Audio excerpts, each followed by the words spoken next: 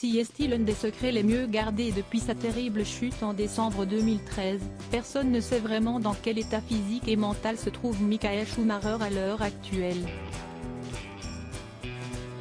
Victime d'une terrible chute alors qu'il était en train de dévaler les pentes du côté de Méribel, Savoie, il avait rapidement été pris en charge par les secours. Souffrant d'un traumatisme crânien avec coma, il avait eu besoin d'une intervention neurochirurgicale d'urgence et les secouristes l'avaient rapidement emmené à l'hôpital de Grenoble, où il était resté pendant plusieurs mois.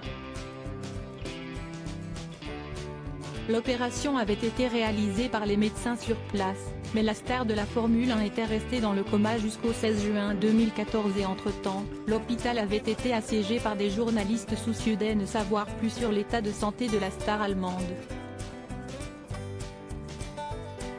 Parmi les médecins présents à ses côtés à ce moment-là, on retrouve un médecin très connu des Français puisque depuis plusieurs années, il s'est engagé en politique.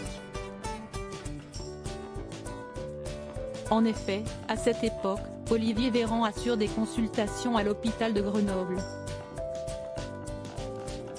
Dans une interview accordée à Closer ce jour, le politicien de 42 ans revient sur cette époque très mouvementée et donne son analyse sur l'emballement médiatique qui a suivi l'accident. C'était tellement exagéré. Il y a même un journaliste étranger qui s'est déguisé en curé pour entrer dans sa chambre, raconte-t-il.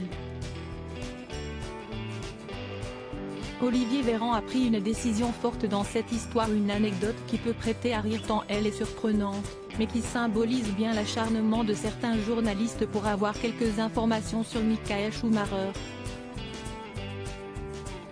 Face à toute cette pression médiatique, l'actuel porte-parole du gouvernement d'Emmanuel Macron a pris une décision radicale pour s'enlever de la pression. Voyant l'ampleur que prenait son hospitalisation, j'ai demandé à mon service de neurologie de ne rien me communiquer sur son dossier médical, conclut-il sur ce dossier qui continue encore aujourd'hui à faire couler beaucoup d'encre. Retrouvez l'interview d'Olivier Véran en intégralité dans Closer en kiosque le 30 septembre 2022.